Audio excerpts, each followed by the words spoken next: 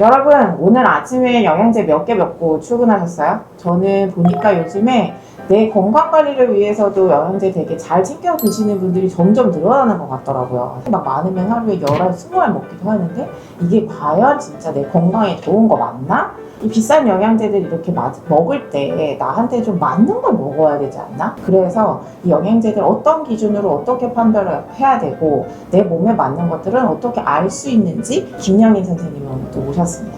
안녕하세요. 안녕하세요. 사실 제가 제일 궁금한 거는 저는 영양제를 그렇게 잘 안 챙겨 먹던 네. 사람이라서 제 주변에 일 열심히 하시던 분들은 그런 거 신경도 잘 못 쓰시는 분들도 계셔서 영양제 꼭 먹어야 되나요? 누구는 뭐 안 먹어도 된다고 그러고 누구는 꼭 먹으라 그러고 그래서 좀 궁금해지더라고요. 네.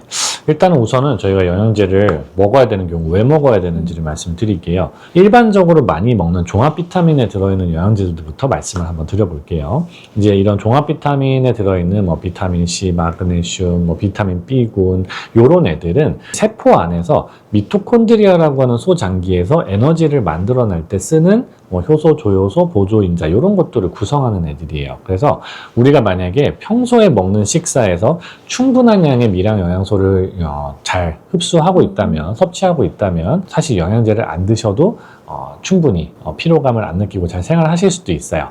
이게 사람마다 너무 다른 거죠. 예를 들면 음식 구성이 이런 미량 영양소를 좀 풍부하게 먹을 수 있는 구성이에요. 생야채라든지 과일이라든지 그 미량 영양소들이 되게 이제 골고루 이제 분포된 건강한 식단을 드시는 분들은 굳이 영양제를 안 드셔도 충분한 양이 채워질 가능성이 있어요.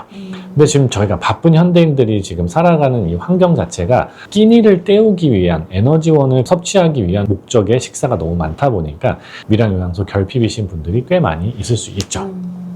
그럼 내가 미량 영양소 결핍인지 아닌지 어떤 영양소가 필요한지 아닌지는 어떻게 알 수 있어요? 네. 그걸 알고 그거에 맞는 걸 먹어야겠네요. 사실은 제일 정확하게 접근하는 방법은 미량 영양소가 내 몸에 얼마나 있는지를 좀 측정을 해보고 부족한 거 위주로 채워보는 것도 방법이에요. 그래서 뭐 저희가 보통 소변 유기산 검사라든지 또는 난 정말 비타민 하나하나 다 알고 싶다. 그럼 이제 병원에서도 그런 비타민에 대한 패널 검사 같은 걸 진행을 할 수가 있어요.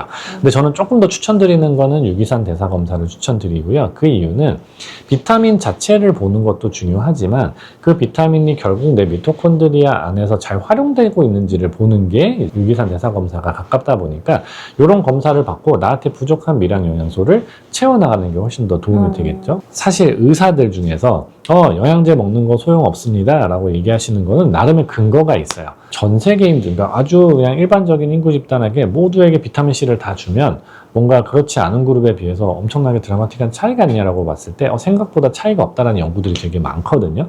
근데 요거는 어떻게 보면은 좀 더 대규모 인구 집단으로 하고 미량 영양소 결핍이 있는 사람과 없는 사람을 다 뭉뚱그려서 이제 연구를 하다 보니까 그 결핍이 있는 사람들은 효과를 받겠지만 결핍이 없는 사람들은 사실 먹지 않아도 효과를 괜찮은 거죠. 그러니까 이게 통계적으로 약간 이렇게 뭉개지는 게 있는 거죠. 내가 미토콘드리아 기능이 떨어진 것 같은지 아닌지는 뭐에서 좀 알 수 있나요? 네. 피곤일까요? 맞아요. 보통 이제 저희가 만성 피로라고 했을 때 뭔가 자도 피곤한 것 같다.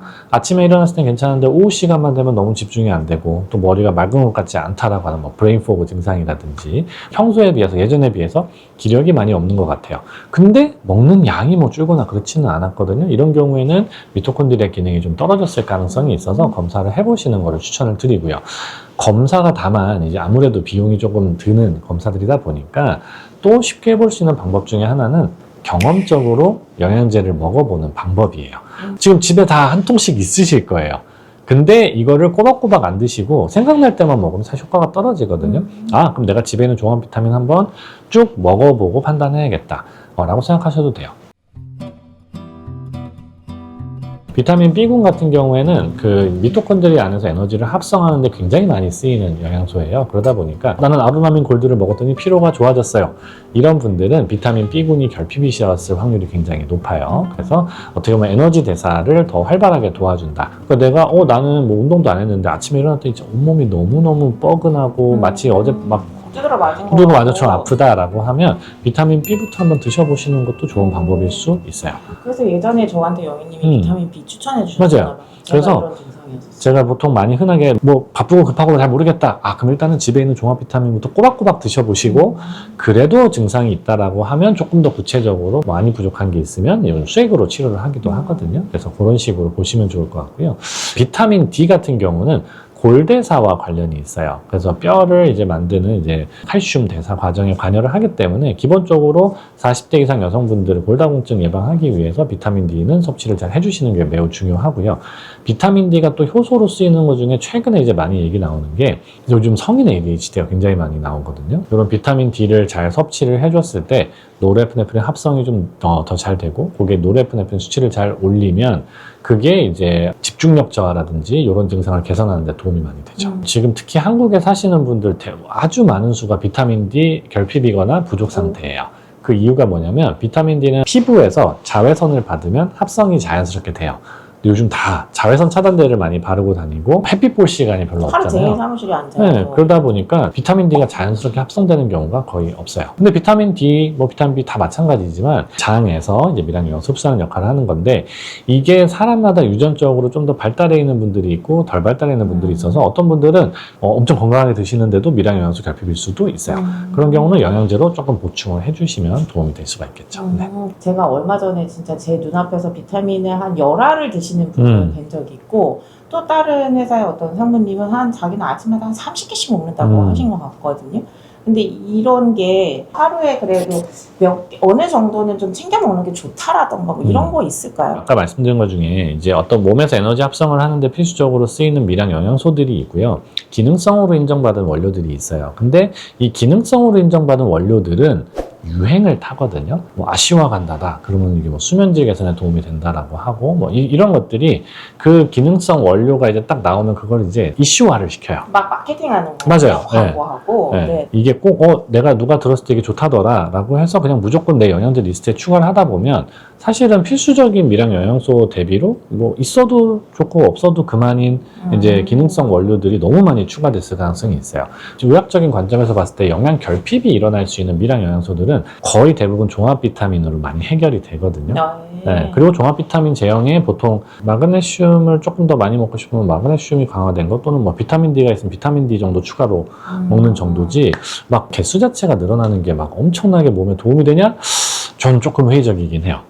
어떤 영양제는 아침에, 뭐는 저녁에 이런 것도 좀 있을까요? 이런 것도 말 안 해주는 것 같아요. 네, 메커니즘 측면에서 좀 보면 에너지 합성을 도와주는 영양제들은 아무래도 오전 시간에 드시는 게 좀 더 도움이 되겠죠. 예를 들면 비타민 B군이에요. 그걸 언제 많이 쓸까라고 보면 아침에 딱 일어나서 이제 한창 활동을 해야 될 오전 시간에 에너지 합성을 아무래도 많이 하겠죠. 그때 미토콘드리아가 굉장히 활발하게 작동을 하겠죠. 그래서 아침에 아무래도 비타민 B군이나 마그네슘 이런 걸 드시면 도움이 될 것 같고요.